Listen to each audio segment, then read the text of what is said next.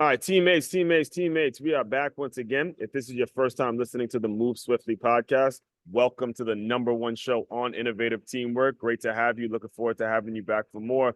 To my regular listeners, again, shout out to Podmatch for getting these things done for me, getting these guests booked so I can put my focus on what I'm good at, which is recording and getting the message out there. Today, I ain't gonna lie to you, Brandon. I'm a little intimidated and excited at the same time because every time I hear the word SEO, there's a bit of intimidation that comes upon me. All right. I don't know it. When I first got into business and doing this and doing that, I didn't even know what the term meant for a while. And, you run a company named SEO Optimizers, and you help people when it comes to figuring out the best words to use when it comes to Google and the whole thing and things like that. So I'm really looking forward to hearing your story. So before I make the intro too long, ladies and gentlemen, this is the Brandon Leibowitz. Welcome to the Move Swiftly podcast. How you doing today? I'm doing well. Thank you for having me on today. Yes, and like I mentioned, you are an expert in all things SEO, right? And for those of you who don't know, SEO stands for search engine optimization. And as I was kind of getting ready for this and I was listening to you on other shows, I'm curious in how does one prepare for a life in when it comes to SEO expertise? Like how was school? How are things for you growing up? Because I'm not sure if SEO was like a big term when you were growing up, or did it happen when the internet started to blow up and things like that? So kind of just walk us through your background, where you came from and how you got into doing the work you're doing, man. And I never knew about SEO growing up until I graduated from college and got There my you degree go. Oh in man. business marketing. Yeah, after I graduated, that's when I learned about it. So not even at school, they didn't really talk about it. So I Now, had no idea. did your school experience, though, you said you majored in marketing? Did you Yeah. attribute your school experience at all? Did it help at all? Did it do anything to prepare you for it or anything like that? Or like how did how was school for you? It was good, but they didn't really talk about digital marketing too much, a little bit, but not much in there. So Right.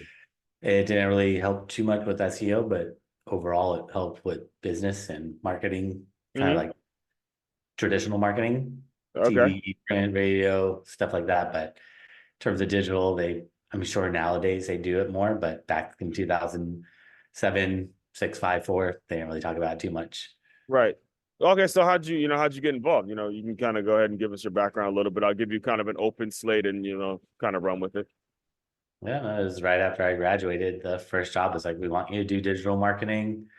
And I told them, I don't really know what this is. I mean, I know what marketing and digital marketing is, but I don't know much about this SEO stuff. And they said, don't worry, we're going to take you to classes and workshops and seminars and kind of learn with you. And decided to give it a shot. And after working there for a few months, just kind of realized this is probably the future. Everyone's probably going to have a website, and maybe I should just stick with this digital stuff instead of going after traditional marketing, and just never really look back after that. Just kind of hit the ground running, working at different advertising agencies, and before work or after work and on my lunch breaks, I'd work in my own company and built that up to eventually where I was able to quit my job and just been doing this ever since, just helping people really tap into that free traffic from Google.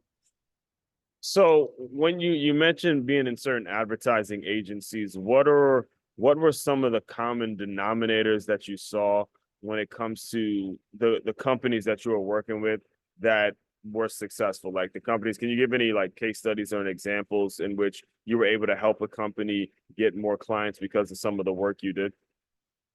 Yeah, there's lots of different companies. Guess we go back to the agency that I used to work at. There Mhm. is like a hotel, can't really name the name, but it's a really big hotel chain, and they wanted just more visibility, more people finding them. So helped out with not only just optimizing their website, putting keywords all over their website to get Google to better read, understand, and know what that page is about, but working on Google Maps. So trying to make sure that they rank locally in all those different cities that they had, hotels, countries, continents, because they were global. So just trying to make sure that everything was good across the board and that they were searched or were findable when people search for hotels near me and fill in the blank with near me, whatever city they were in. And that required creating local directories and getting them up on not only Apple Map or Google Maps, but hundreds of other maps like Apple Maps and Bing Maps and Yellow Pages and MapQuest, and the more maps you're on, the higher you're going to rank on Google Maps. So Hmm. working on all that, just trying to make sure that people are finding them more. And after doing that for a few months, SEO is not immediate, it takes some time, but after doing that for a couple months, they started seeing their traffic increasing, not only to their website, but on their Google Maps listings, and getting more exposure and more visibility, and just getting more people inquiring about their hotels. Once they get to their website, I can't really control if they book a room or not. That's a That's whole on different, them to make the sale. Right. yeah, that's more conversion rate optimization. Is how do you optimize your website to convert? Because getting people to your website is really just half the battle. Once they Hmm. get there, how do you get them to trust you and want to use you and spend their money with you, which is very, very tough. Right. Now, when you were branching off and doing it on your own, like you said on your break, what were you like? What was making you different from the agency? What was making people work with you? Like, what were you doing to decipher yourself to make it so people wanted to work with you specifically? They just saw that I've been doing it for a while, that I have a track record of ranking websites, and that I'm probably a little bit cheaper than an agency, because back then I was just doing it by myself. Agencies charge a lot because they have a lot of overhead. They Mm-hmm. have project managers, account managers, sales, accountants, HR, a whole Right. gauntlet of employees. So they have a lot more fixed costs. So their prices are much more expensive than an individual freelancer, which back then I was just doing it myself and was kind of a one person shop, would kind of take care of everything. So my costs were much more affordable, especially Right. for smaller businesses that are just starting up. They can't really afford to spend tens of thousands of dollars a month on SEO and have to wait for 6 months for it to kick in. So Right. that's where I could help differentiate myself from them. Well, I think it's also important that we mention to the listeners as well, because there are a lot of folks out there who might think that you're a miracle worker, just because you might know SEO. So they pay you a certain amount and they think it's going to automatically lead to immediate results. But I love how you mentioned the fact that it takes 6 months for things to kick in. So what should an ideal client like yours or of yours, what should they be doing within that 6 months? How do you deal with probably some of the impatience that you may deal with when somebody comes to you and say, hey, I want my stuff ranking a certain way, and things aren't getting the immediate results? What to that person, what do you like say? How do you manage that? Or has that ever come up? No, I tell them before we start working together. That way they're not just waiting and looking like, what's going on? It's been three Right. months. I'm not getting this traffic. So set expectations ahead of time and just let them know SEO takes time. It's not immediate, unfortunately. If you want immediate results, and got to do paid ads or social media or email marketing or something else like that. But SEO, it's more the patience, long-term game, Hmm. where you just have to wait for Google to trust you, because getting Google to trust you takes time. Hmm. That's the part that takes the most time. Is you can put keywords on your website. That's not going to do anything. Google doesn't care about anything you put on the website because they just don't believe you. And you have to build that trust up. And the way to get trusted from Google is by getting other websites to talk about you. The more websites that talk about you, the more popular Google sees you as. And then they look at those keywords on your website. But if you're not building what are called backlinks, you're not going to get Google to trust you, and they're not going to rank a website that they don't trust. And what is a backlink? Yeah, you Backlink actually you just you beat me to it. I was just about to, okay, please just walk us through what you mean by backlinks then. Yeah, no, a backlink is a clickable link from another website that points to yours. So let's say, for example, you're reading an article on the internet on the NewYorkTimes.com. In there, it says Brandon Leibowitz. You click on it and it goes to my website. I'd be getting a backlink from the NewYorkTimes.com. So the more websites that have clickable links that point to yours, the more popular, the more trust Google's going to give to you, and the higher they're going to rank you. But that all takes time. That's what takes the most time with SEO, is building backlinks, getting Google to find them, seeing them, and then starting to slowly, little bit by little, trusting you more. Man, the thing is, this is all, again, this is information for me. I didn't realize that, because the way you're talking about Google is as if it's a actual human being, right? As if they have to trust you, they have to make sure that you're legit and they're not just gonna put anything out there. So that leads me to like the next talking point is, do you recommend? How do you go about recommending using advertising and doing for paid advertising? What is the way you sort of manage or you advise people to pay for ads versus go with a SEO company like yours? How do you manage that conversation? Both work. It just depends what they're looking for. If they want immediate results, Google ads. But Right. in the long run, ads are going to be expensive and it's much more cost effective. And people trust organic more than the ad. So long run, SEO is going to be the best.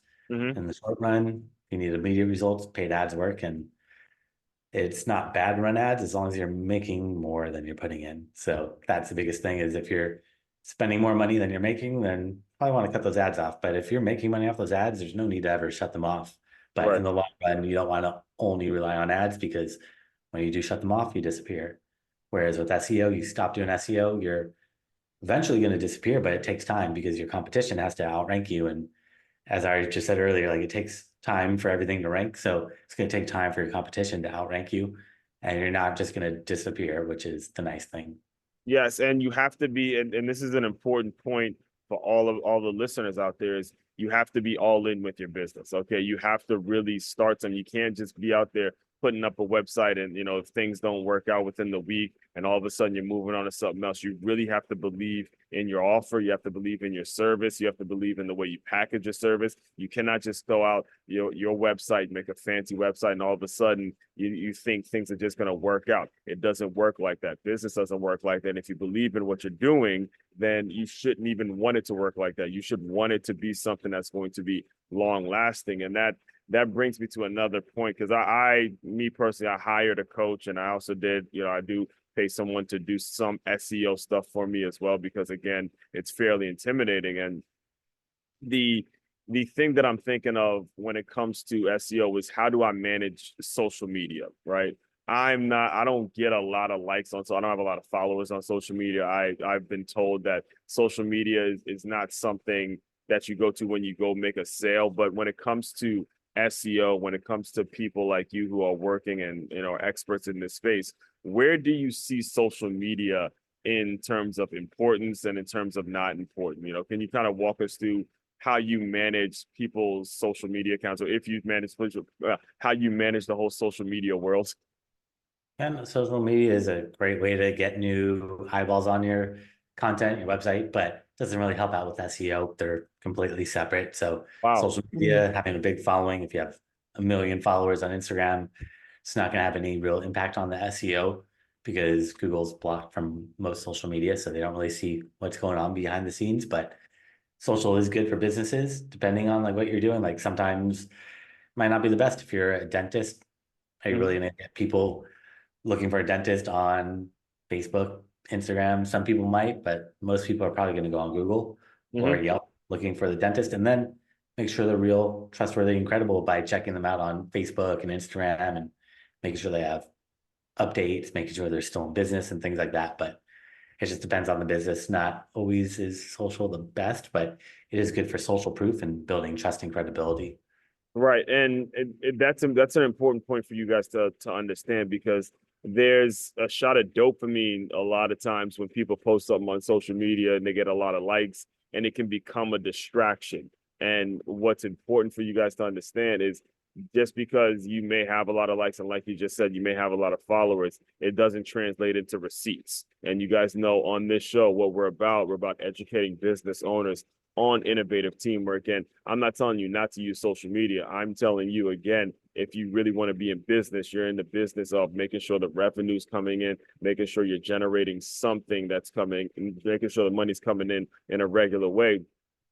And it's not going to happen via social media. It's going to be happening when people look you up on Google, right? Look you up on Google, and you get someone to reach out to you, and that's how a sale gets done. That's how these things work. So, with all that, I want to make sure we get into specifically what your company is all about. And I know you kind of briefly mentioned how you started before, but can you just talk about your ideal client, what you do for them, and how you're able to work with them? If someone's listening to you right now, how they can reach out, all that good stuff. Usually work with e-commerce or local businesses. It's not really any specific industry because with SEO, whether you're a doctor or a mechanic or selling t-shirts, it's all kind of same similar strategies with the keyword research, just changing the keywords from the doctor to mechanic or to whatever it is. Then the same with the backlinks. It's just adjusting those backlinks to find sites that are related to what you're doing. So like with the dentist or doctor, we want Hmm. to find websites related to health and wellness. If it's a mechanic, we want websites about automobiles and cars. So pretty much any industry could work with it, and just really try to focus more on e-commerce and local businesses. And for anyone that wants to learn more, I create a special gift for them. If they go to my website at seooptimizers.com, that's SEOOPTIMIZERS.com/gift. We'll include it in the show notes. Don't worry about it. Awesome. Yeah, they can find it there. Okay, now what would you say is a first step that you would put that you would put them on or tell them to do, when they reach out? It would be doing a free website analysis. Hmm. So, because it's not one size fits all, every website's different. So I need to look at your website versus the competition and just figure out what are you doing that, or what is the competition doing that you're not doing, and how can we get you to that level that you want to be at? So have to look at your website, look at your competitors, look at your backlinks, look at your keywords, and then could give you a roadmap, because it's not really one size fits all. There's a lot of similarities, but I have to look at each website individually. Okay, great, great. And what would you say is the next step for SEO optimizers? Like, what do you have planned for the future? Is it just going to be staying running the business the way you have it now, or is it going to be some like big major thing that people can look forward to? And when events going up right now, you can kind of plug what your goals are for the future. Well, just working on some courses, and been teaching courses since 2013, but putting together more in-depth kind of. Right now I have a lot of free classes that they could find like on YouTube, just searching my name, but working to compile all that into something just a little bit more kind of organized and structured to make a 12-week plan. Hmm. Now, these are courses specifically for business owners or courses for people that want to help with SEO stuff. Like, do you have a staff underneath you, or who are the courses for? Either one. So if you want to learn SEO, do it yourself, hire somebody. If you're trying to get into that career, if you're a business owner, it goes over. So it just depends on how much you want to learn. If you're a business owner, you probably need only half of my course, Right. because it's not going to be relevant to you. But if you're trying to become an SEO expert, then you probably want to watch everything, because a local business doesn't care about, or if an e-commerce business or like a service-based business doesn't need to learn about selling products, and vice versa. Like someone selling products doesn't necessarily need to learn local, unless they're a local business, but each one's going to be different. So it's kind of just figure out my local business, my e-commerce, what do I need to do? Because each strategy is going to be slightly different depending on what type of business you're in. I got you. Yeah, I'm asking because I teach at a brand new startup school named Center for Creative Education, and I have a fellow coworker who wants to learn SEO. So I'm pretty much asking for her to kind of put you guys in touch. So make sure you stay in touch when I gotta let her know that you offer that kind of stuff because again, we were talking about SEO the other day, and I was telling her the same thing I'm telling you. I was like, man, I that stuff it seems like it's so much you got to learn, but she's like, look, if you learn it, you have clients for life because there's always going to be someone willing to pay someone else to help them with their SEO and their traffic and things like that. So with all that, Brandon, the way I close out all the shows is I want you to use your imagination a little bit. Just you pretend that your younger self is here. You're in college. You are working, or not working. You're a student in this marketing class. You just get this job offer, and they tell you something about SEO. You have no idea what's going on. You're kind of new to this world. Pretend that young Brandon has just clicked into the Zoom room. Just give him some words of encouragement, and we'll officially close.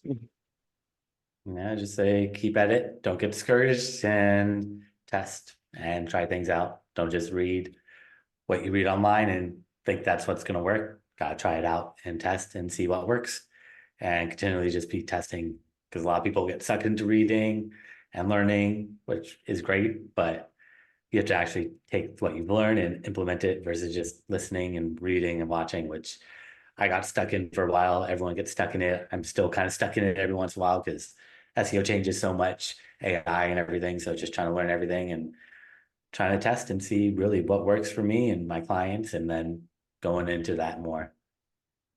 Constantly applying what you learn. Love that, love that, love that. All right. Fellow teammates, continue to move swiftly. We will talk more soon.